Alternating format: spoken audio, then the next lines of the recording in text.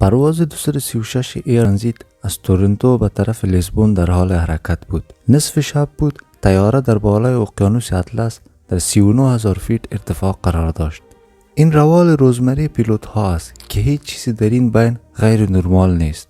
اما در بین طیاره چیزی وجود داشت که در ظرف چند دقیقه آینده تمام سرنوشت این طیاره را تغییر میداد. در اینجا برایتان بگوییم که در ارتفاع 39,000 فیتی در بالای اقیانوس اطلس تا دوردست ها هم زمین معلوم نمی شود. در همین هنگام پیلوت متوجه شد که تیل طیاره در حال خلاص شدن است که برای هر دو پیلوت این خبر خیلی ترسناک بود، چون در بالای اقیانوس اطلس نشانه خلاص شدن تیل یک پیام داشت، او هم مرگ.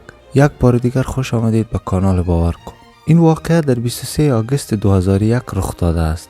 در میدان هوایی تورنتو طیاره ایربس A330 از شرکت ایر ترانزیت آماده پرواز به لیسبون می شد.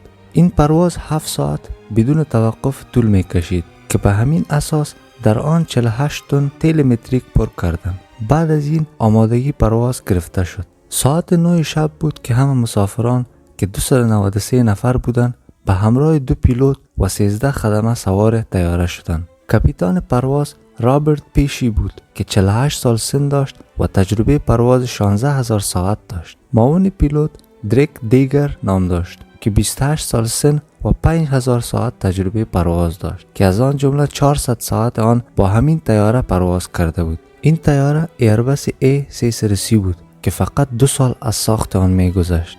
خلاصه گپ نه کدام کمی در تجربه پیلوت ها بود و نه هم کدام خرابی در طیاره وجود داشت. بعد از چک تمام مراحل قبل از پرواز طیاره را به طرف باند پرواز بردند و بعد از گرفتن اجازه پرواز از مرکز کنترل ترافیک هوایی یا هم ATC طیاره پرواز کرد. بعد از اینکه طیاره بلند شد پیلوت رخ آن را به سمت لیسبون دور داده و به ارتفاع کروز خود یعنی 39,000 فیت در بالای اقیانوس اطلس رساند. عموما در چنین پروازها پیلوت آنقدر کار زیاد انجام نمی دهد و تمام کار را پیلوت خودکار انجام می دهد. پیلوت فقط حالات را بررسی می کند و از موقعیت دقیق خود به مرکز کنترل اطلاع می دهد. از پرواز 4 ساعت گذشته بود و تا حال همه چیز نرمال بود که به اثر تاریکی شب در کابین مسافران همگی را خواب برده بود. طیاره درست در وسط اقیانوس اطلس رسیده بود. دقیقاً در همین لحظه بود که در طیاره چیزی رخ داد. ساعت 1 شب به وقت کانادا پیلوت در ماشین دوم طیاره یعنی طرف راست چیز غیر نرمال مشاهده کرد. در ماشین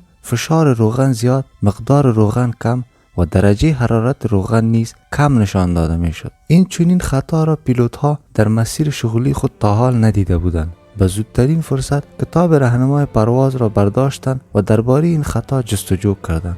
به صورت نرمال زمانی که پرواز عملیاتی می شود به مرور زمان درجه حرارت روغن بالا می رود، اما در اینجا درجه حرارت پایین را نشان می داد که به هیچ صورت نرمال نبود. در کتاب راهنمای پرواز درباره این خطا هیچ چیز نیافتند. آنها با مسئولان تکنیکی در کانادا ارتباط برقرار کرده و مشکل را برایشان گفتند. از قسمت بعد اینها مسئولان تکنیکی نیز درباره این چنین مشکل معلومات نداشتند. آنها از پیلوت ها خواستند که این حالت را نظارت کنند تا زمانی که دوباره با آنها به تماس شوند. گرچه در ماشین طرف راست خطا در روغن مشاهده می شد اما در طیاره هیچ مشکل به نظر نمی رسید. پیلوت ها به این فکر خاطرشان راحت شد که شاید کدام سانسور سیگنال اشتباه برایشان ارسال کرده است. نیم ساعت بعد در پیشروی کاپیتان پرواز یک پیام مشاوره‌ای دیگر مشاهده شد. این پیام مربوط به تیل طیاره بود، نه از روغن ماشین. در پروازهای تجارتی تیل در هر دو طرف طیاره به اندازه تقسیم می شود، اما در این پرواز متوجه شدند که هر دو طرف به یک اندازه تیل ندارد. تیل در طرف راست طیاره نسبت به چپ کم بود. به صورت نرمال این هم آنقدر گپ قابل تشویش نمی باشد، چون این مشکل را می توان در جریان پرواز حل کرد. کاپیتان سیستم کراسفید وال را فعال کرد که به اساس آن از بال چپ به بال راست تیل انتقال داده می شد و در ظرف چند دقیقه در هر دو طرف به یک اندازه تیل تشکیل شد. از این مسئله 10 دقیقه گذشته بود که کاپیتان پیام کمبود تیل را مشاهده کرد. این یک مسئله بود که هیچ پیلوت نمیخواست با آن روبرو شود و آن هم در حالی که طیاره پر از مسافر باشد. پیلوت دوباره مشاهده کرد که در بال راست تیل کم شده است، ولی حال تیل هر دو طرف را هم که بسنجیم آنقدر نیست که به لیسبون برسند. بجز از منحرف کردن پرواز در بین اقیانوس اطلس دیگر هیچ راهی وجود نداشت. در حقیقت تنها یک مورد داشتند که آن هم جزیره ایزورس بود. این جزیره جزو قلمرو پرتغال است که در قسمت ترسیرا یک میدان هوایی قرار دارد. کاپیتان در قدم نخست با ترافیک هوایی سانتا ماریا تماس گرفت و برایشان گفت که به نسبت کمبود تیل در اینجا توقف میکند. تا حال پیلوت هم نمیدانست که میتواند در این جزیره نشست کند و یا هم در بین آب نشست خواهد کرد. فعلا در طیاره 7000 کیلوگرم تیل باقی بود. در اول شاید زیاد به نظر برسد، اما این مقدار تیل فقط 6% ذخیره تیل این طیاره را در بر گرفته بود که به سرعت خیلی زیاد کم شده می رفت. اما سوال اینجاست که آخر چرا تیل کم می شد؟ آیا این بار نیز کدام سنسور سیگنال اشتباه به آنها داده است و یا هم براستی کدام مشکل در طیاره وجود دارد؟ کم شدن تیل صرف در یک صورت امکان پذیر است و آن هم این که لیکی داشته باشد.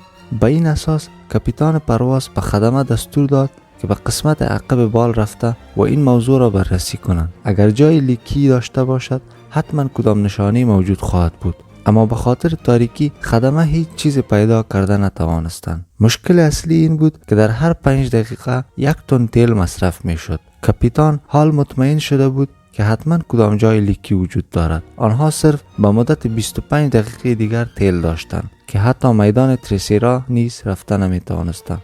در این زمان کاپیتان و معاون او با ATC و مسئولان تکنیکی در ارتباط بودند. تیم تکنیکی به کاپیتان گفت که برای دانستن لیکی باید ارتفاع طیاره را از 39000 فیت به 20000 فیت کاهش داد. کاپیتان طیاره از این کار امتناع ورزید و گفت اگر لیکی را پیدا هم کنیم دوباره ارتفاع گرفتن امکان پذیر نخواهد بود. حداقل در این ارتفاع چانس پرواز بدون روشن بودن ماشین نیز امکان داشت. چند دقیقه بعد تمام شک‌ها دور شد، زمانی که در ماشین طرف راست آتش روشن شد. این حالت را دیده مسافرانی که راحت خوابیده بودند خوابشان و کابوس تبدیل شد. در طیاره 4 تن تیل و یک ماشین باقی مانده بود که توسط این ماشین سرعت گرفتن امکان پذیر نبود. آهسته آهسته ارتفاع طیاره کم شده می رفت. طرف دیگر در میدان هوایی ترسیرا نیروهای کمکی در حالت اضطراری آماده باش بودند و هر قسم آمادگی را گرفته بودند. حال طیاره با میدان هوایی ترسیرا 240 کیلومتر فاصله داشت و فقط 600 کیلوگرم تیل در آن باقی مانده بود. چیزی که از آن ترس داشتند همان اتفاق افتاد. ماشین‌های آن به صورت کامل خاموش شد. طیاره در حالت خاموش به طرف اقیانوس اطلس در حال کم کردن ارتفاع شد. در اینجا تصمیم کاپیتان که ارتفاع خود را کم نکرده بود درست ثابت شد. به خاطر خاموش شدن ماشین‌ها در بین طیاره تاریکی شد، چون ماشین به تمام طیاره برق نیز می‌دهد. خوشبختانه ماشین اتوماتیک طیاره در حرکت شد که از همین سرعت هوا آنقدر انرژی تولید می‌کند که سیستم رادار کار کند. حال میدان هوایی ترسیرا 120 کیلومتر فاصله داشت و طیاره تا 30000 فیت پایین آمده بود. کاپیتان این مسافه را باید صرف بدون حرکت ماشین طی می‌کرد. در بین کابین مسافران تاریکی و خاموشی مطلق بود، آنقدر که شاید نشانه کدام آفت بزرگ باشد. بدترین حالت این بود که اگر به میدان هوایی نرسند باید طیاره را بر روی آب نشست دهند. به همین خاطر خدمه تمام مسافران را با وسایل محافظ آب آماده میکرد. اگر طیاره با آب برخورد میکرد و مسافران نجات میافتند شاید بر اثر غرق شدن در آب کشته میشدند یا هم شاید به خاطر سردی آب به اثر هایپوترمیا میمردند. به صورت نرمال کم کردن ارتفاع بدون ماشین‌ها خیلی دشوار است. به همین صورت پیلوت با کمک دنده هواپیما آن را انجام میداد. ارتفاع طیاره 2000 فیت در دقیقه کم میشد، یعنی تا 15 دقیقه دیگر یا طیاره به میدان هوایی میرسید یا هم به اقیانوس. زمانی که مسافت تا میدان هوایی به 15 کیلومتر رسید ارتفاع طیاره 13000 فیت بود. به صورت نرمال در این مسافه باید 3000 فیت باشد. حال اگر پیلوت میخواست پرتاب به بینی را انجام میداد، سرعت هواپیما زیاد شده و خطر برخورد آن به زمین زیاد میشد. در این حالت پیلوت یک چرخش 360 درجه‌ای انجام داد، در حالی که مسافه همان قدر بود اما ارتفاع به 5000 فیت کاهش یافته بود. این ارتفاع هم زیاد بود اما آنقدر زیاد نیست که یک چرخش دیگر انجام دهد. به همین خاطر پیلوت مسیر طیاره را به طرف باند نشست کرد و چند چرخش اس انجام داد. به اثر همین چرخش ها مسافه طیاره با باند نشست زیاد شد و زمان زیاد برای کم کردن ارتفاع یافت. به صورت عادی در زمان نشست فلپ های طیاره باز می شوند که باعث می شود طیاره کشیده شود.